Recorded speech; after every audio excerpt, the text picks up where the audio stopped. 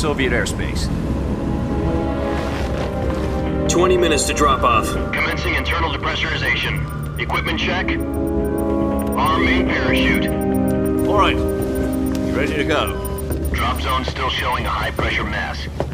Cav okay. Good. We've got high visibility.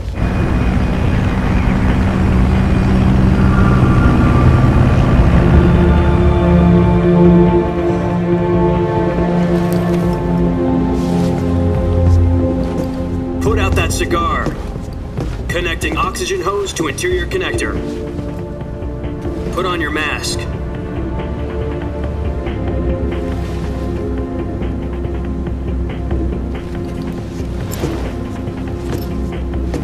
Does this panty waste know what he's doing? Approaching release point. 10 minutes to drop off. Hey, are you deaf? He said put out the cigar and put on your mask.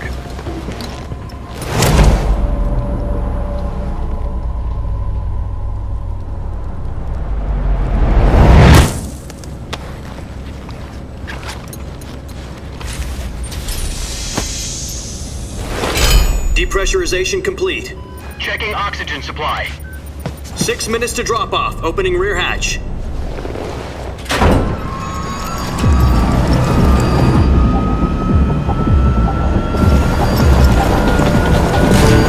Sunrise.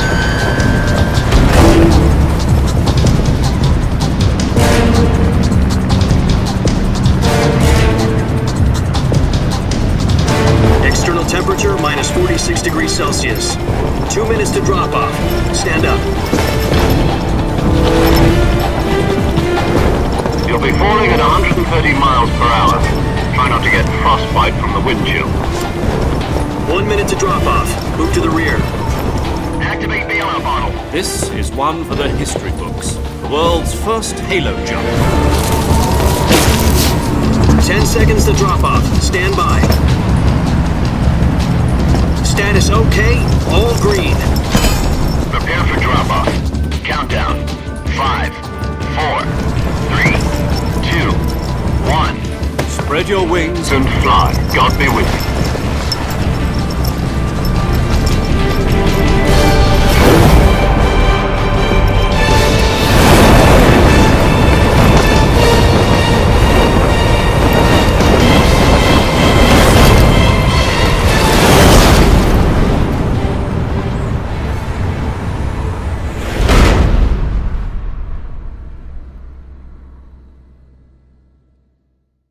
Jack, I've got some important news. The head of the CIA has finally given us the green light for the virtuous mission. Virtual mission? No, the virtuous mission. The future of our Fox unit depends on it. If it succeeds, we'll be officially organized into a unit. Virtuous mission? Sounds like some kind of initiation ritual. Don't get cocky. This isn't a training op. Right. So what exactly is this wonderful mission? Well, about 2 years ago, a certain Soviet scientist requested asylum in the West through one of our moles. His name is Nikolai Stepanovich Sokolov. He's head of the OKB 754 Design Bureau, one of the Soviets' top-secret weapon research facilities, and the East's foremost expert on weapons development. Sokolov? Isn't he that famous rocket scientist? The very same. On April the 12th, 1961, the Soviets achieved the first manned spaceflight in history. The Earth was blue, but there was no God. Well spoken. The rocket that carried Yuri Gagarin to orbit was the A-1, known as the Vostok rocket. Sokolov is said to be the man most responsible for the multi-engine cluster used in that rocket. After Gagarin's flight, Sokolov left rocket development to become the head of the newly established Design Bureau. From a lowly technician to head of a design bureau, that's quite a success story, so why do you want to defect? It seems he'd become afraid of his own creations. Afraid? Call it a crisis of conscience. And for that, he left his country and his family behind and went over the fence? Not exactly. One of his conditions was that his family was also to be taken safely to the West. For used a mole to get the family out first and succeeded in sneaking Sokolov over the Berlin Wall shortly afterwards. I was the one who conducted the operation. The security on the eastern side was still full of holes back then. Then what? We got Sokolov over in one piece, but the whole ordeal had left him exhausted, and we checked him into a hospital in West Berlin. It took him 2 weeks and more than 600 miles to get from the research facility in the Soviet Union to Berlin. He was in no condition to say anything coherent. And it was only a week later that we had something much bigger on our hands. The Cuban Missile Crisis. October the 16th, 1962, President Kennedy received word that the Soviets were in the process of deploying intermediate-range ballistic missiles in Cuba. The President demanded that the Soviets dismantle and remove the missiles. At the same time, he announced a naval blockade to prevent further missile shipments from reaching Cuba. But the Soviets didn't back down, instead placing their armed forces on secondary alert. Soviet transport ships carrying missiles continued on course towards Cuba. US and Soviet forces went on alert for an all-out nuclear war. Frantic negotiations were conducted through the UN's Emergency Security Council and unofficial channels to end the hair-trigger standoff. Finally, on October the 28th, the Soviet Union agreed to remove its missiles from Cuba, and so the world avoided a nuclear holocaust. But in order to get the Soviets to pull their missiles out, we had to make a deal. You mean the one where the US agreed to remove its IRBMs from Turkey? No. The Jupiter IRBMs deployed in Turkey were obsolete, and we were going to get rid of them anyway. They had no strategic value whatsoever to either the US or the Russians. The Turkey deal was a ruse, a cover story that was fed to the other intelligence agencies around the world. So what did the Russians really want? Sokolov. They wanted us to return Sokolov. You mean the Soviets pulled out of Cuba just to get their hands on Sokolov? That's right. What the hell was he working on? At the time, we had no idea. We were running out of time. It was either give up Sokolov or risk full-scale nuclear war. In the end, we had no choice. President Kennedy gave in to Khrushchev's demand. The next day, I got Sokolov out of the hospital, handing him over to agents on the eastern side. Sokolov kept on screaming, "Save me," until he disappeared from my sight. Then a month ago, we received some new information from one of our moles. About Sokolov? Yes. He was taken back to the research facility and forced to continue working on the weapon in question under KGB supervision. What's more, it's on the verge of completion. So what kind of weapon is it? Something to do with space rockets? No, missiles. Same technology. I guess you're right. We don't know the details, but it appears to be a new kind of nuclear device. For half a year now, the Soviets have been conducting frequent nuclear tests at Semipalatinsk. Something to do with the weapon, I assume. We're talking about a secret weapon so big that Khrushchev was ready to pull out of Cuba to get it back. Is Sokolov still in the facility? No, according to our intelligence, he's in Selinoyarsk, a place in the mountains about 3 miles to the west that's known as the Virgin Cliffs. The Virgin Cliffs. Nice name for a virtuous mission. They moved him there just recently. Why? Apparently, they're conducting a field test of the weapon, but it's our best chance to get him back. This mission would never have been possible if he was still in the research facility. This is our last chance. Sokolov must have known that too when he contacted us.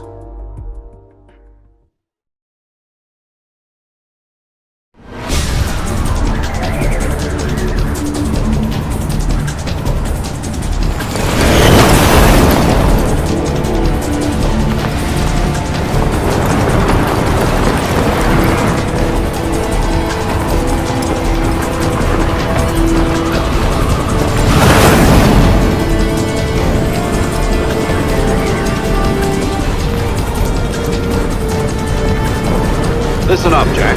Your mission is to infiltrate Selinoyarsk in the Soviet mountains, ensure the safety of Sokolov, and bring him back to the West.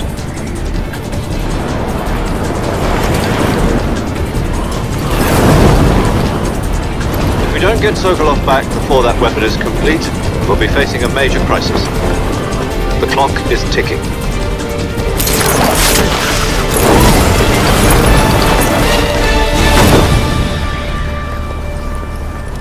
Once we've confirmed the rescue of Sokolov, stand by at the recovery point. A recovery balloon will be dropped at that point. Helium will be pumped into the balloon to inflate it. The process takes about 20 minutes. Once it's complete, the gunship's arm will latch onto the balloon and pull it up. The Fulton surface-to-air recovery system. I'm familiar with the theory. Take it easy. It's been combat proven. Do you think Sokolov is up to it? The shock will be less than during a parachute jump, and the arm can handle up to 500 pounds. So you're planning on going over the border in a single combat Talon? She's equipped with two 6-barrel 20mm Vulcan cannons, as well as two 40mm machine guns. Sounds like she could hold her own against a battalion of tanks. Even with the fuel in the reserve tank, we're facing a 4-hour time limit. If all goes well, it shouldn't take more than a few hours. Home in time for dinner. But if anything goes wrong, you'll be eating dinner, breakfast, and all the rest of your meals in the jungle.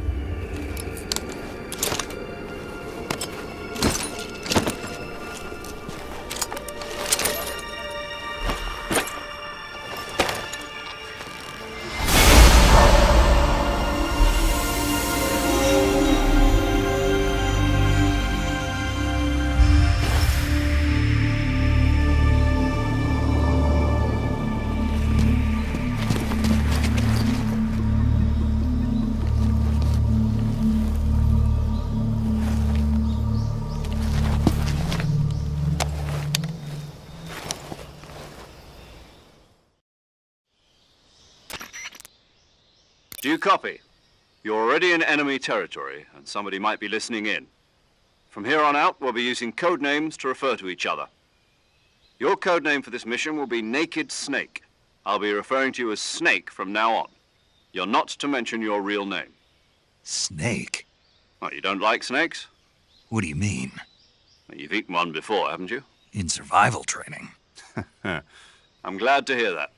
I don't know if I'd ever order one in a restaurant, but... Be careful, you might not have a choice. What about you, Major? What should I call you? Let's see. I'll be Tom. Call me Major Tom. This will be a sneaking mission. You must not be seen by the enemy. You must leave no trace of your presence. Is that clear? This kind of infiltration is the Fox unit's speciality. In other words, weapons and equipment are procured on site.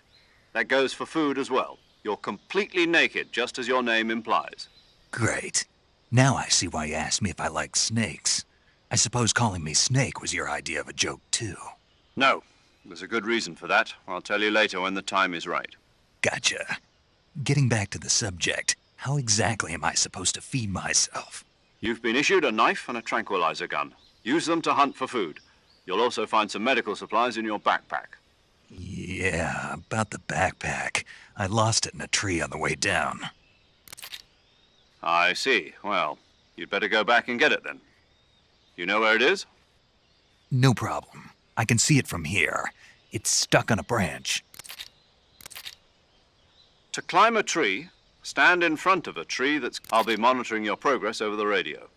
We can't risk violating Soviet airspace, but I'll be in the gunship.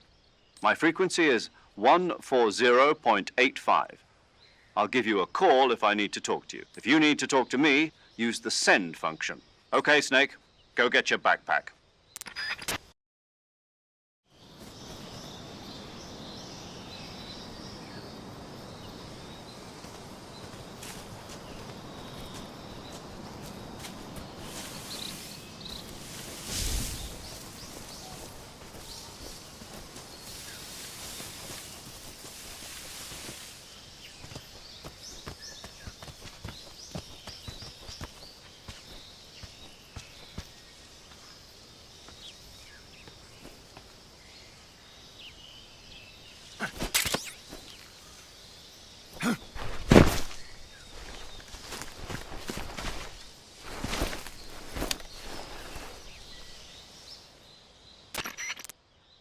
I see you've retrieved your backpacks.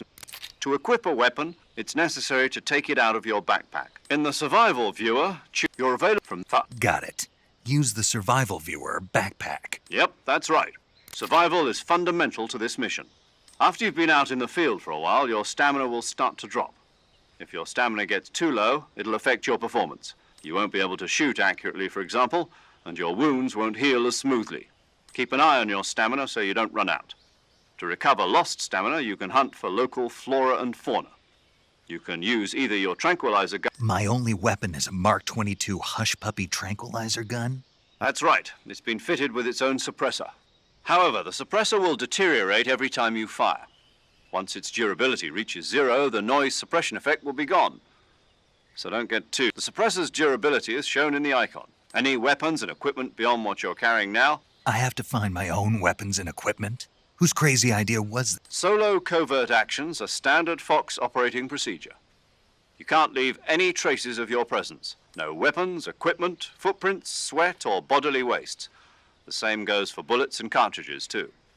Your presence in enemy territory is already a violation of international... There aren't supposed to be any American soldiers in Russia. It could spark an international incident. You can't let anyone see you. You can't let the enemy know you're there. This is a stealth mission. You're a ghost, Snake, in every sense of the word. And there'll be no rescue if you're captured.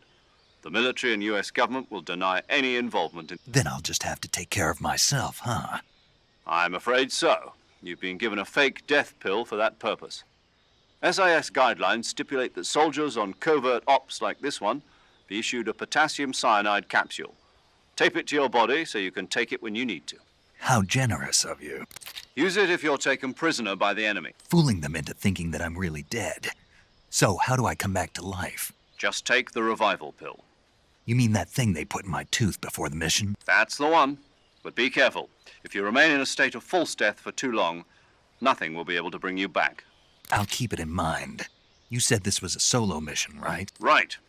I guess that means I can't count on any reinforcement. Correct. The mission rests entirely in your hands. A real one-man army. Who? I'll introduce them to you. This time, survival is of utmost importance. The first member of the support team will be in charge of monitoring your physical condition, acting as a medic, so to speak. She's a member of Fox as well, and she's here on the gunship with me. She? Hello, Snake. I'm paramedic. Nice to meet you. Paramedic. As in a medic who comes in by parachute. Aren't you going to tell me your real name? Are you going to tell me yours, Mr. Snake? My name, huh? It's John Doe. And they call you Jack for short. You're a regular Captain Nemo. A name means nothing on the battlefield. After a week, no one has a name. What's your name? Jane Doe. Very funny. I wasn't joking, but I'll tell you my name only if you managed. My frequency is 145.73. She's also in charge of recording your mission data. Whenever you want to save, send a message over the... So saving lets me record my mission data. That's right. It also records this. Good to know. There's one more person I want to introduce you to, Snake. Huh? Speaking of snakes, you remember the boss, don't you? A legendary soldier and your mentor. Actually, it was the boss that got the DCI's authorization in the first place. She's going to be serving as Fox's mission advisor. The boss is? She also helped me plan this mission. She and I were at SAS together. Jack, is that you? How many years has it been? Boss? That's right. It's me. Talk to me. Let me hear you. It's been 5 years, 72 days, and 18 hours. You've lost weight. You can tell just by the sound of my voice. Of course I can. I know all about you. Really? Well, I don't know anything. What's that supposed to mean? Why'd you disappear on me all of a sudden? I was on a top-secret mission. You didn't need me anymore. But there were still so many things I wanted you to teach me. No, I taught you everything you needed to know about fighting techniques. I taught you all I could. The rest you needed to learn on your own. Techniques, sure. But what about how to think like a soldier? How to think like a soldier? I can't teach you that. A soldier needs to be strong in spirit, body, and technique. And the only thing you can learn from someone else is technique. In fact, technique doesn't even matter. What's most important is spirit. Spirit and body are like two sides of a single coin. They're the same thing. I can't teach you how to think. You'll just have to figure it out for yourself. Listen to me, Jack. Just because soldiers are on the same side right now doesn't mean they always will be. Having personal feelings about your comrades is one of the worst sins you can commit. Politics determine who you face on the battlefield. And politics are a living thing. They change along with the times. Yesterday's good might be tomorrow's evil. Is that why you abandoned me? No, it had nothing to do with you. I already told you, Jack. I was on a top-secret mission. A soldier has to follow whatever orders he's given. It's not his place to question why. But you're looking for a reason to fight. You're a natural-born fighter, but you're not quite a soldier. A soldier is a political tool, nothing more. That's doubly true if he's a career soldier. Right and wrong have no place in his mission. He has no enemies and no friends. Only you follow the orders you're given. That's what being a soldier is. I do whatever I have to get the job done. I don't think about politics. That's not the same thing. Sooner or later, your conscience is going to bother you. In the end, you have to choose whether you're going to live as a soldier or just another man with a gun. There's a saying in the Orient, loyalty to the end. Do you know what it means? Being patriotic. It means devoting yourself to your country. I follow the president and the top brass. I'm ready to die for them if necessary. I follow the will of the leader, no matter who's in charge. People aren't the ones who dictate the mission. Then who does? The times. People's values change over time, and so do the leaders of a country. So there's no such thing as an enemy in absolute terms. The enemies we fight are only enemies in relative terms, constantly changing with the times. As long as we have loyalty to the end, there's no point in believing in anything. And that's the way a soldier's supposed to think? The only thing we can believe in with absolute certainty is the mission, Jack. All right, but do me a favor. What is it? Call me Snake. Snake. Oh, right. Your code name is Snake. It suits you well. That's right. The legendary unit that the boss put together during World War II was a snake. The Cobra unit, a group of heroes that brought the war to an end and saved the world. As long as you've got a legendary hero backing you up, you'll be fine. Isn't that right, Snake? Yeah, I can't think of anyone else I'd rather have with me. Oh, and one more thing, boss. Yes? It's good to hear your voice again. Same here. After all, who knows if either of us will make it out alive? Snake, you are always best at urban warfare and infiltrating buildings. But this is the jungle. Survival is going to be key. Those CQC techniques I taught you are sure to come in handy. CQC? Close quarters combat, huh? I've been in the Green Berets for the past few years. I'm probably pretty rusty. Not to worry. I'll be here to help you remember. After all, this is your first actual survival mission. I'll be supporting you over the radio. Where are you, boss? Next to the Major? The boss is communicating with us by radio from aboard a Permit-class submarine in the Arctic Ocean. My frequency is 141.80. Call me if you need my advice on battle techniques. Gotcha. Your mission is to retrieve Dr. Sokolov. Dr. Sokolov is being held in an abandoned factory located to the north of your current position. Avoid heavy combat and don't let anyone see you. Snake, try to remember some of the basics of CQC.